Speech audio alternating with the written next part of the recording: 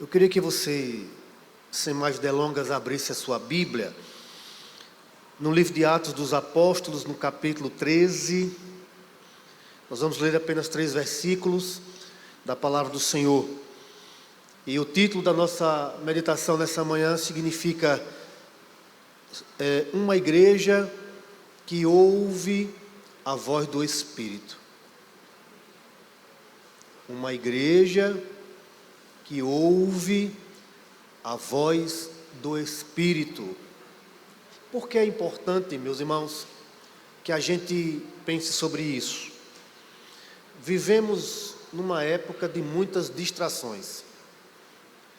Tudo no mundo, ao nosso redor, chama a nossa atenção e às vezes faz a gente perder o foco do que de fato é essencial para a vida cristã. Basta a gente ir ao trânsito aí, você vê motoqueiro que deveria estar concentrado na moto e no trânsito, o cara está com o celular na mão.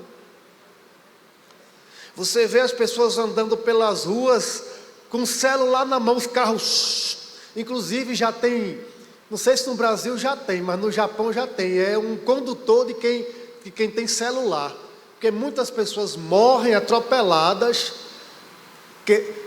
porque perde a atenção do caminho, perde a atenção da vida e das coisas. Pessoas morrem tentando tirar selfie em penhascos, perdem a atenção das coisas.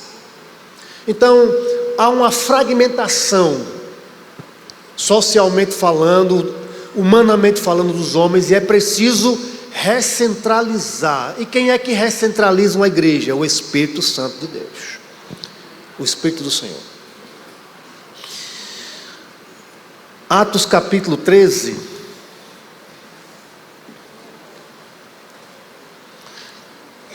Versículos 1, 2 e 3. Nos diz o seguinte: havia na igreja de Antioquia profetas e mestres: Barnabé, Simeão, por sobrenome Níger, Lúcio de Cirene, Manaém, Colácio de Herodes, o tetrarca, e Saulo. E servindo eles ao Senhor e jejuando, disse o Espírito Santo. Vamos repetir? Disse o Espírito Santo: separai-me agora, Barnabé e Saulo, para a obra a que os tenho chamado. Então, jejuando e orando e impondo sobre eles as mãos, os despediram.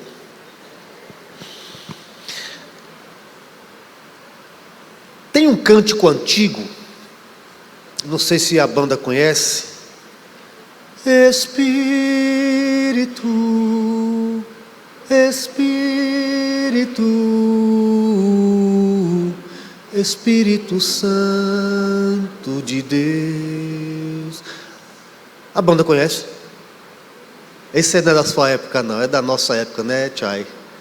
Da minha época de novo convertido.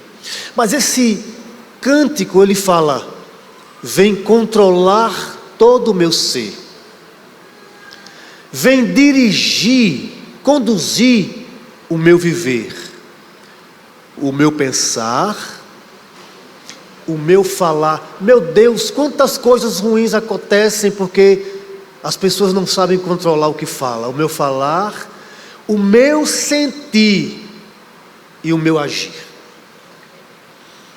Então o Espírito Santo de Deus é quem guia, quem orienta o crente, quem orienta a igreja. Temos que pensar, meus irmãos, que o declínio espiritual da igreja no mundo é perceptível, basta ver a frieza da igreja cristã na Europa. Igrejas europeias que abandonaram, algumas se transformaram, templos físicos, alguns se transformaram em discotecas, bares, templos que tiveram frases talhadas do Evangelho, templos que foram espaço de pregação por John Wesley. Há um declínio, ou seja, a igreja europeia parou de ouvir a voz do Espírito. E é interessante isso, se você olhar as 7 cartas às igrejas de Apocalipse, todas elas, Jesus manda que João escreve e diz lá: aqueles que têm ouvidos para ouvir, ouçam. Ouçam. Ele repetiu isso às 7 igrejas do Apocalipse.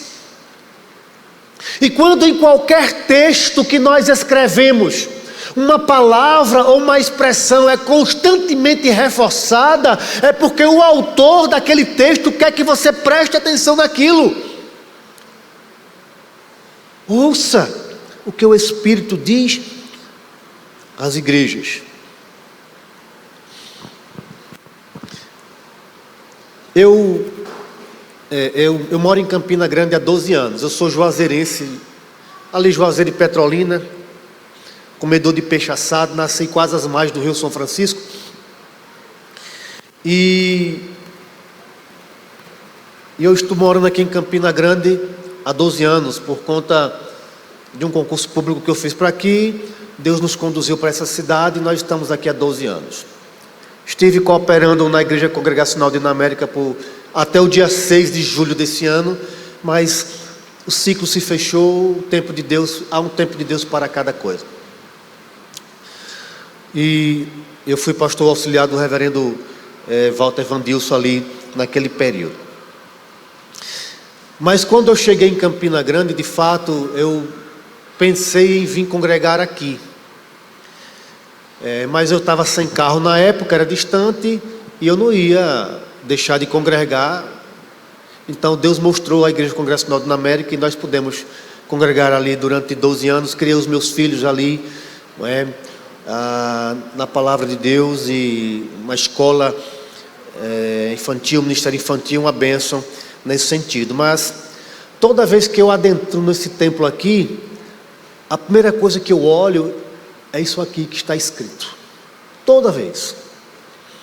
Eu não sei quem foi a pessoa ou o pastor que teve a ideia, guiado por Deus, mas foi muitíssimo feliz, porque talvez as pessoas se acostumem, mas isso daqui é uma confissão eclesial. Toda vez que nós entramos na igreja, no templo, a primeira coisa que a gente vê está aqui: quem é maior do que o templo. Toda vez, isso aqui é uma declaração eclesial da igreja, para que a igreja sempre se recentralize naquilo que realmente importa: Cristo, o Senhor dos senhores. Sabe por quê, meus irmãos? Voltando à ideia de, às vezes, as distrações tomam conta das mentes. Porque de fato esse templo é lindo, é belíssimo, mas não é o principal da existência do cristão. Até porque isso aqui vai ficar para outras religiões. Porque nós, os crentes, vamos para onde? Para o lugar onde a terra, o chão é feito de ouro, né?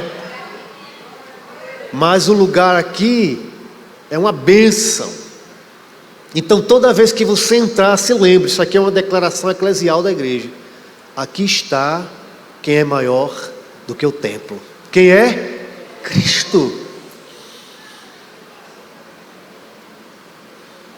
Essa declaração aqui em cima serve de âncora para o nosso modus operandi, da nossa forma de operar as coisas. Essa declaração aqui em cima serve de modus cogitare, de pensamento. Toda vez que eu entro, eu digo: Cristo é maior do que tudo. Do nosso modo de vida, essa declaração. Eu passei Quando o pastor André me convidou para compartilhar a palavra na manhã desse domingo, eu passei um tempo numa teodiceia, numa luta pessoal com Deus para saber, Senhor, o que é que eu tenho que falar.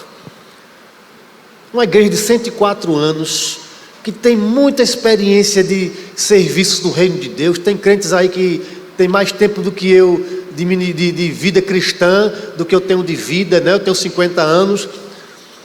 Mas o Senhor coloca-nos como instrumentos dele para ser instrumentos de bênção para uma comunidade, para a edificação do povo de Deus.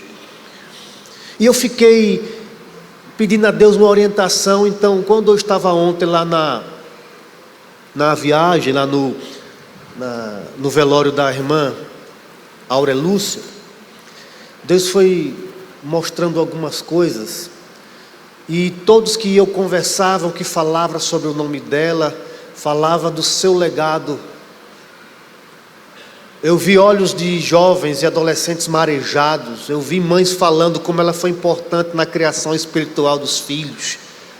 Jovens que tiveram contato direto com a espiritualidade da irmã.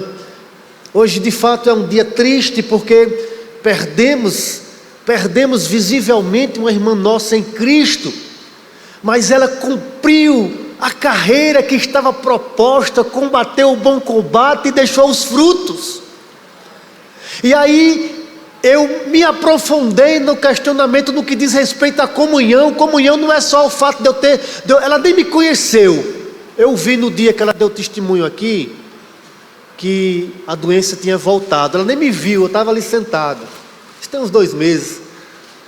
Mas eu já tenho comunhão com ela, mesmo que o Senhor aguardou para si, porque a fé que residiu nela reside em mim, e ela compartilhou isso com todos nós que estamos aqui, e essa comunhão jamais será acabada, e um dia todos nós haveremos de, juntamente com ela, adorarmos a Cristo no lar celestial.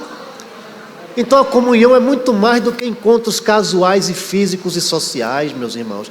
É aquilo que Cristo fez por nós, em nós e através de nós, que ninguém pode tirar. Sei que estamos tristes, é verdade, mas alegremos-nos, porque um dia haveremos de nos encontrar todos nós juntos novamente. É só uma passagem, mas Deus há de nos dar graças e nos fortalecer. Então Deus colocou no meu coração que nós meditássemos sobre exatamente isso. Uma igreja que ouve a voz do Espírito é uma igreja que faz discípulos. É uma igreja que leva a fé adiante. Uma igreja em que os membros dessa igreja deixam um legado espiritual. Quando você, quando eu, quando nós partirmos para encontrarmos um mestre, qual o legado que nós estamos deixando em termos de vida, de filhos na fé? Então é sobre isso, meus irmãos, que nós queremos pensar. É muito difícil esse livreto aqui. É difícil encontrar por aqui. O discípulo de Juan Carlos Ortiz, um teólogo argentino que trabalha com profundidade a questão do discipulado na igreja. Ele faz várias considerações e 2 delas me chamou muita atenção. Uma é: o fato das engrenagens eclesiásticas funcionarem não significa que somos discípulos.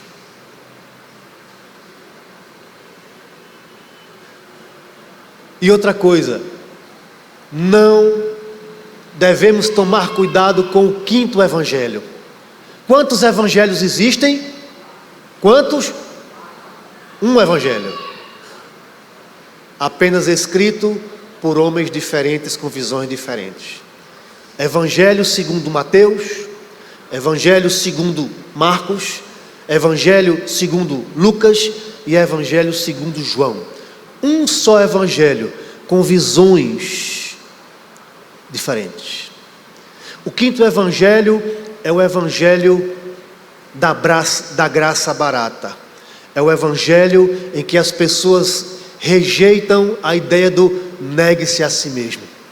Elas escolhem versículos-chave para poder ter uma vida positiva e uma fé firmada, mas nos interesses pessoais. Mas o evangelho de Cristo nos diz: quem quiser vir após mim, negue-se a si mesmo, carregue a sua cruz e siga-me. Quem perder a sua vida por minha causa, achá-la. Esse é o evangelho. Esse é o evangelho. Talvez essa seja uma das explicações para o declínio espiritual das igrejas na Europa. Nós temos uma mensagem, a mensagem da cruz, nós temos, a igreja tem, mas no entanto, nos parece que a metodologia que Cristo ensinou na sua palavra, talvez não esteja sendo praticada do jeito que o Senhor quer, que é fazer discípulos, que é doar não somente o meu conhecimento, a minha informação, mas a minha vida para o meu aprendiz, para que ele olhe para mim e veja Cristo em mim. O exemplo dessa irmã missionária, as pessoas diziam como ela aconselhava, ela sempre tinha uma palavra, estava sempre sorrindo, mesmo em meio às lutas e dificuldades, ela transmitia a paz. É mais do que transmitir informação e conhecimento, é algo mais contemplativo.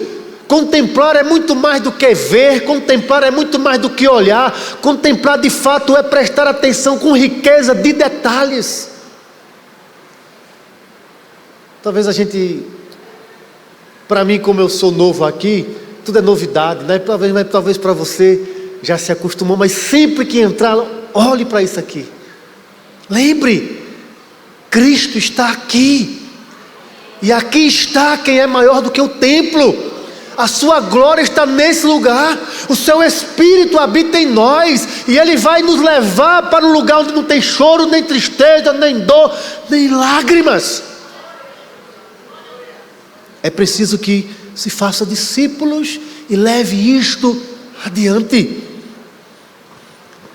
A igreja em Antioquia é uma referência para a vida igreja.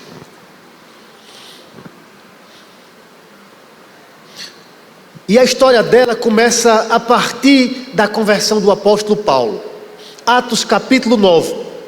Após a conversão de Paulo na estrada de Damasco, e nós conhecemos, o apóstolo Paulo tinha um temperamento extremamente voraz, era o que nós diríamos sanguíneo, e esse homem perseguia, era um homem extremamente inteligente, criado aos pés de Gamaliel, conhecedor da Torá, da lei do Antigo Testamento com profundidade, ao mesmo tempo conhecedor da filosofia grega, um homem estudioso, como ele mesmo disse, mais avantajado dos da minha época. E de repente esse homem, um dia, e era um fariseu, perseguidor, e ele pediu cartas ao Sinédrio para perseguir todos aqueles que estivessem ali defendendo o nome de Cristo. E um dia ele pegou essa carta e saiu em direção à Síria, para a cidade de Damasco. E no meio do caminho lhe apareceu uma luz brilhante, e lá nessa luz Cristo aparece: Saulo, Saulo, por que me persegues? Quem és tu, Senhor? Eu sou Jesus a quem tu persegues. Somente Paulo ouvia a voz, somente Paulo percebia aquilo. Diz as escrituras que ele caiu, e quando levantou, não enxergava nada, completou a viagem, chegou a Damasco. Lá havia um irmão um irmão nosso, chamado Ananias, que foi visitá-lo, e Deus disse: Ananias, tem um homem chamado Paulo, que está naquela rua assim, em casa em tal lugar, ele está orando, vá lá e põe as mãos sobre ele. Senhor, disse Ananias, esse é aquele que nós ouvimos falar que persegue a tua igreja. Vá, porque ele é para mim um vaso precioso, vou mostrar o quanto importa sofrer pelo meu nome. O cristianismo de hoje, que aconteceu na Europa, que está acontecendo nos Estados Unidos, é um cristianismo que os crentes não querem mais sofrer por causa de Cristo. Atos 5,41 diz, irmãos, que os discípulos ficaram alegres, animados, porque tomaram chicotadas, porque eles se acharam dignos de sofrer pelo nome de Jesus Cristo. Jesus merece, meus irmãos, muito mais do que a nossa religiosidade. Jesus merece a nossa vida, porque Ele derramou seu precioso sangue na cruz do Calvário, e quando aqueles que Ele veio salvar passavam por Ele, zombavam e diziam: se és Deus, desce daí, não falou que ia reconstruir o templo, não sei o que, desce daí, salvou os outros, salva-te a ti mesmo. E Ele olhava e dizia: Pai, perdoai-los, porque eles não sabem o que fazem. O apóstolo Paulo converte-se a Cristo, e a primeira coisa que Paulo deseja quando se converte, logo após ali o encontro com Cristo, depois que Ananias ora por ele, ele segue, passa um tempo ainda, ele sente o desejo de se juntar aos irmãos lá em Jerusalém. E Paulo decide sair da Síria e se desloca para a sede da igreja em Jerusalém, para ficar junto de Pedro, de Tiago, de João. E quando ele chega lá, meus irmãos, o texto é claro, Atos 9, mantenha sua Bíblia aberta aí, Atos 9, versículo 27.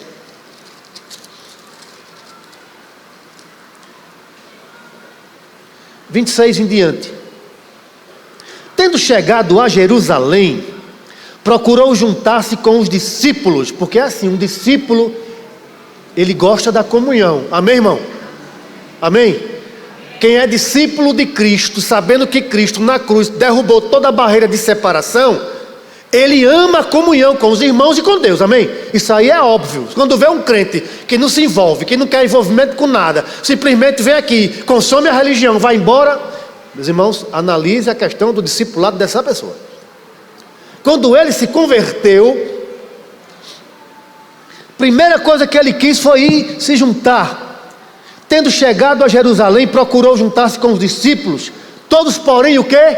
A igreja de Jerusalém? Todos, porém, temiam,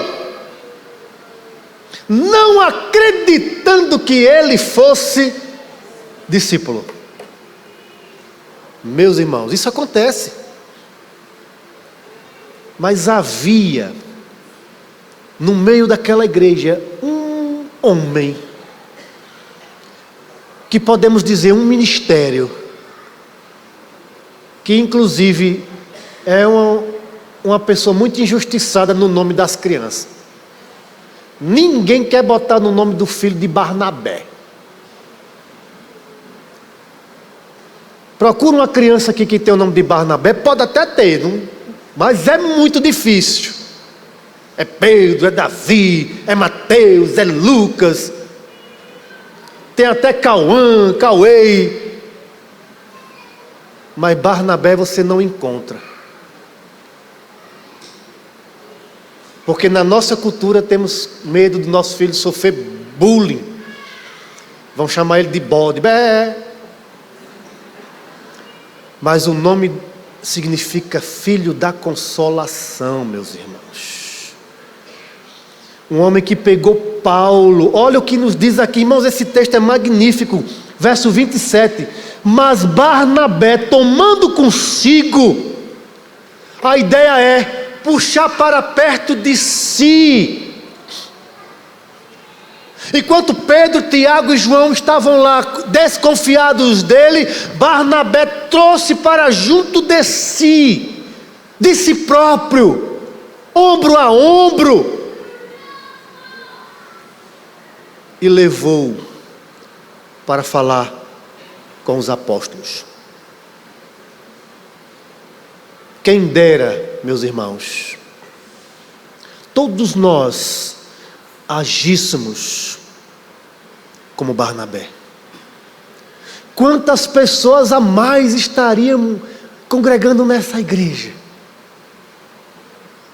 Porque essa questão de tempo, por isso que a gente tem que ter alguns cuidados, porque às vezes alguém pode olhar para o tempo e dizer assim: pronto, chegamos no nível que nós precisamos.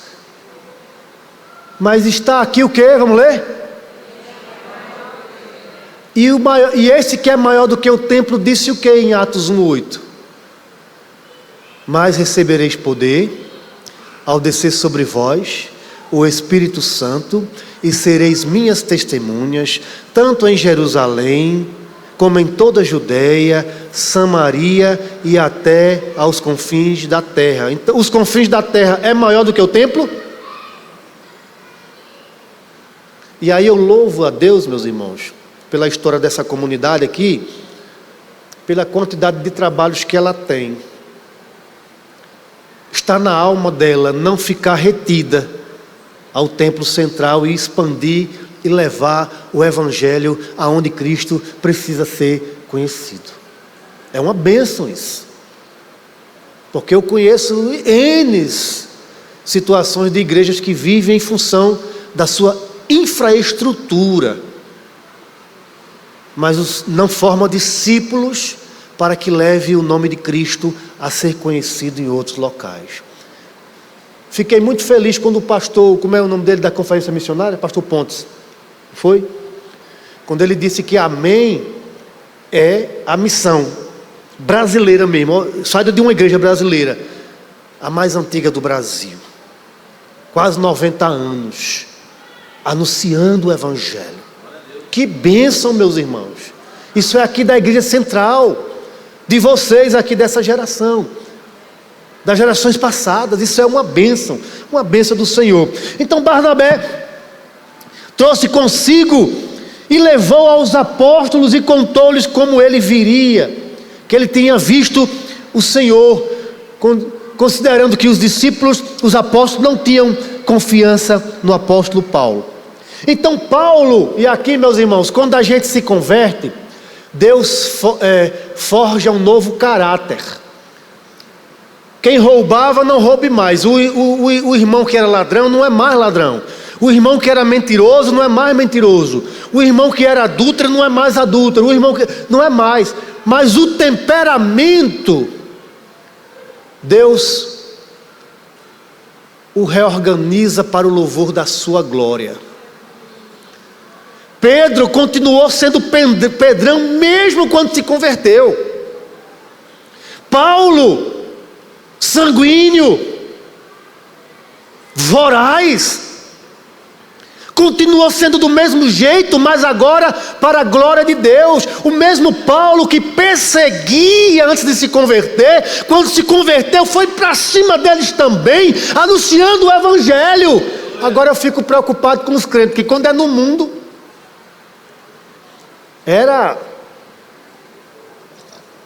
na Bahia a gente costuma dizer, o cão chupando manga. Era super atuante, envolvido nos mais diversos eventos da sociedade, conhecido, e quando se converte vira agente secreto de Jesus.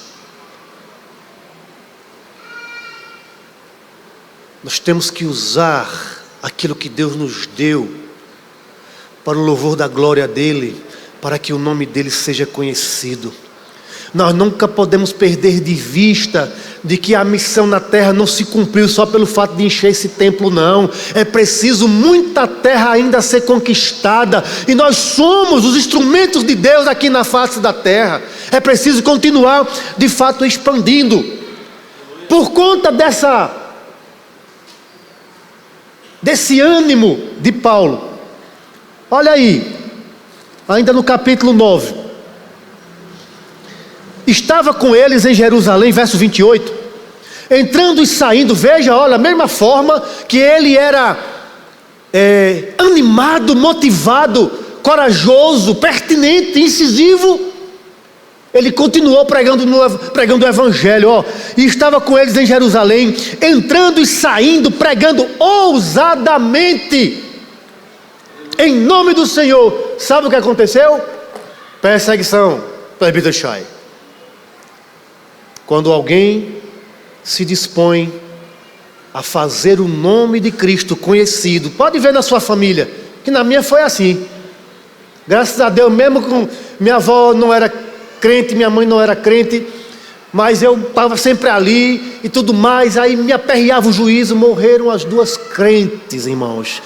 Minha avó, eu nunca me esqueço, um dia ela tinha lá uma estatuazinha da Coca-Cola, lá num quartinho lá, e eu peguei Isaías 44, 45, aí eu, vó, essa imagem aqui não salva, vó.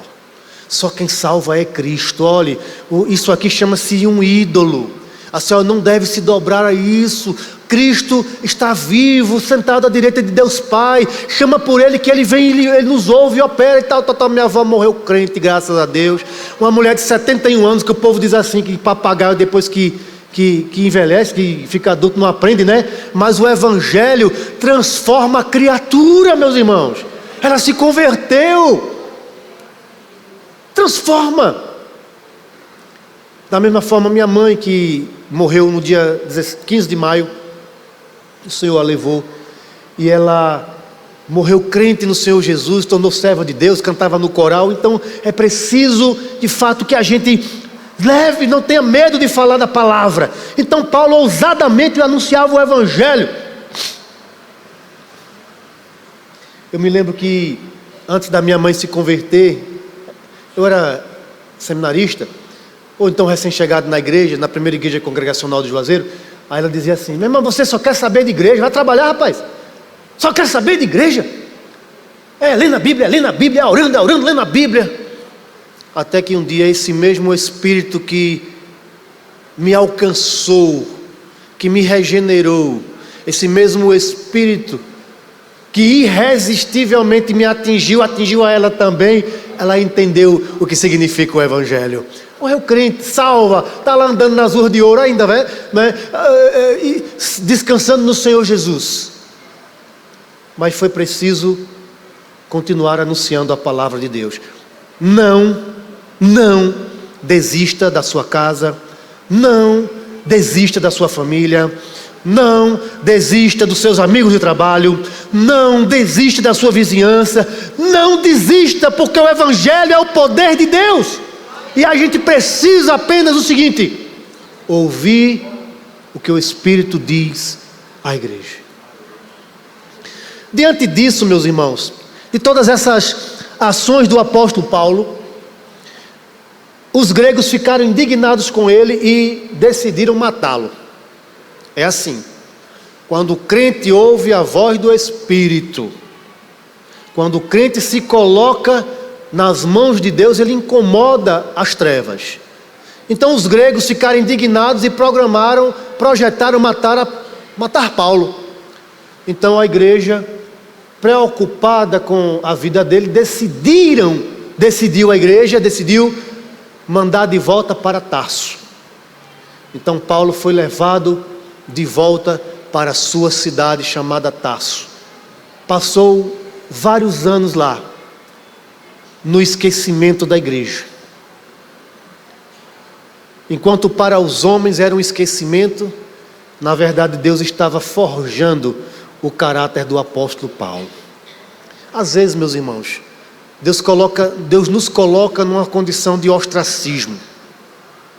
Vem de ostra, né?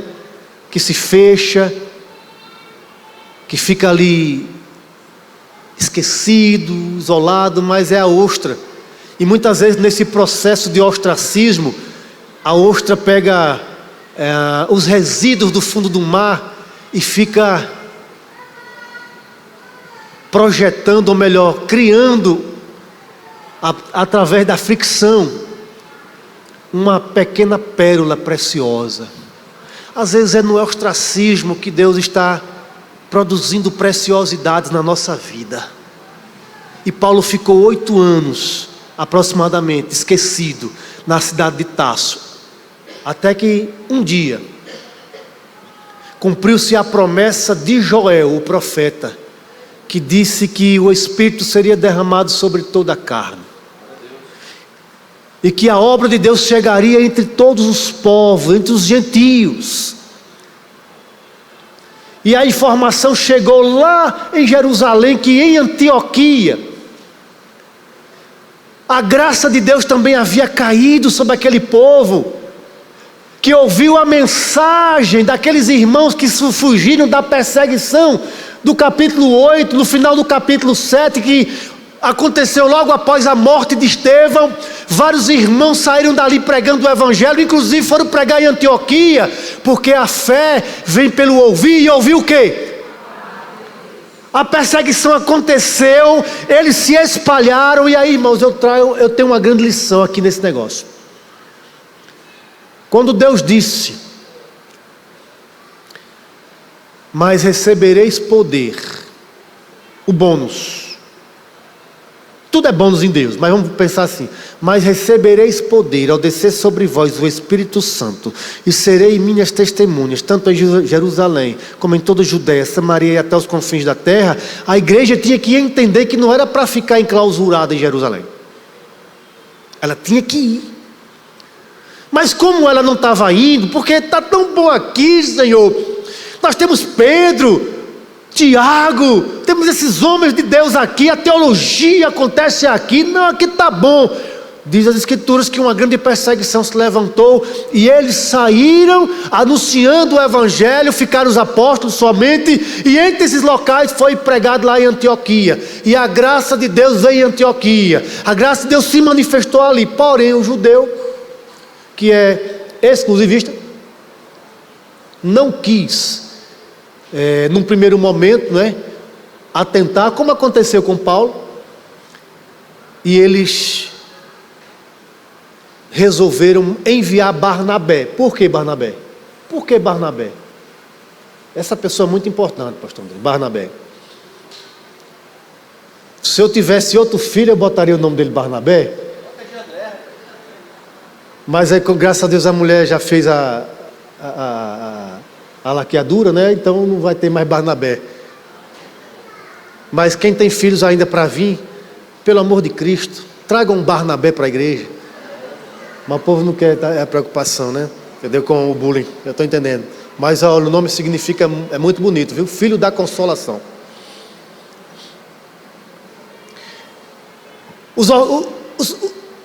Os líderes da igreja de Jerusalém decidiram: vamos encaminhar Barnabé para Antioquia. Por quê? Porque Barnabé sabe lidar com as pessoas, irmãos. Do mesmo jeito que Barnabé acolheu Paulo, tomando para junto de si, Barnabé foi acolher aqueles irmãos gentios, lá em Antioquia. Pessoas certas, nos lugares certos, pelas razões certas, de acordo com a orientação do Espírito. E eles encaminharam Barnabé. Quando Barnabé chega lá, que viu a maravilha da glória de Deus, ele automaticamente sai de lá e lembra de quem? Saulo. Vai para Tarso buscar o apóstolo Paulo para ajudá-lo na obra. Veja comigo, verso 30. 29 e 30. Falava e discutia com os helenistas, mas eles procuraram, tendo isso chegado ao conhecimento dos irmãos, levaram até Cesareia, dali enviaram para Tarso. Aí vem para o capítulo 11, versículo 25. E partiu Barnabé para Tarso, à procura de quem? Saulo. Quem tem a Bíblia aberta aí? De Saulo. Tendo encontrado, levou para Antioquia, E por todo um ano fizeram o quê? Se reuniram naquela igreja e ensinaram numerosa multidão. Em Antioquia foram os discípulos pela primeira vez chamados de cristãos. Meus irmãos, aqui está uma outra grande lição para a igreja como um todo. Não é a nossa igreja, eu digo para a igreja de Cristo. Quem entende essa confissão eclesial aqui está quem é maior do que o templo, nunca vai colocar seus interesses pessoais acima da glória de Cristo. Barnabé poderia pegar a guerra de Antioquia e dizer: é minha. Oxi, eu sei lidar com o povo, Barnabé. Os apóstolos lá veem em mim uma pessoa que pode cuidar do povo, uma igreja vibrante, fervorosa, uma igreja crescente. Vou montar meu reino aqui. Sabe o que ele foi fazer? Ele foi buscar quem tinha o dom do ensino, que tinha uma ousadia de repente maior do que a dele. Foi buscar Saulo. E os dois passaram um ano inteiro ensinando e pregando aquela igreja. Mutualidade. Um dos grandes motivos e causas de sofrimento interno de qualquer igreja são as disputas por espaço ou por notoriedade. Mas se entender que aqui está quem é maior do que o templo, vai entender que nós temos que viver sempre para a glória de Deus, para a glória de Cristo. Não faz sentido, não faz parte da natureza de Cristo, ou melhor, da igreja de Cristo, qualquer tipo de briga por poder ou por espaço. Todos nós somos importantes na obra de Deus. Então Barnabé volta agora de novo. Só que a igreja nova convertida, e aqui chegando ao final, a igreja nova convertida já dando os sinais da sua relação de existência, ela tem pelo menos sete lições, que aqui eu só vou citar os tópicos. Primeiro lugar, era uma igreja centralizada na palavra. Não é ortodoxia morta, é uma igreja centralizada na palavra. Onde estão os crentes no estudo bíblico? Onde estão os crentes no estudo bíblico? É preciso centralizar-se na palavra. Segunda lição dessa igreja, uma igreja que ouve a voz do Espírito, era uma igreja em devoção. Onde estão os crentes na vida de oração da igreja? É preciso orar juntos, estar em comunhão juntos. Terceiro lugar, era uma igreja participativa. Não se ficava esperando uns pelos outros. Eis-me aqui, Senhor, eis-me aqui, Senhor, eis-me aqui, Senhor. Esse era o espírito de um crente, de um discípulo. Coloque-se, procura os pastores da igreja e diz assim: o que eu posso servir? O que eu posso ajudar? Eis-me aqui. Quarto lugar, era uma igreja formadora de liderança. Toda a igreja fracassa quando não produz liderança para as posteridades, para as próximas gerações. É preciso. Cristo, meus irmãos, passou 3 anos aqui, investindo tempo em 12 homens falhos. Um negou, um traiu, o restante abandonou. Mas ele trabalhou 3 anos. Quando o Espírito Santo desceu sobre eles, todos eles morreram por causa desse Jesus. É preciso levar adiante. Quinto lugar, era uma igreja missional. E em sexto lugar, era uma igreja generosa. E em sétimo e último lugar, era uma igreja expansionista. Em outro momento, esses pontos serão concluídos. Mas, meus irmãos, é uma imensa satisfação para mim, uma alegria, poder agora fazer parte dessa comunidade. Que o Senhor possa se utilizar da minha vida, da minha esposa, dos meus filhos, para ser bênção aqui no meio dos irmãos. Amém.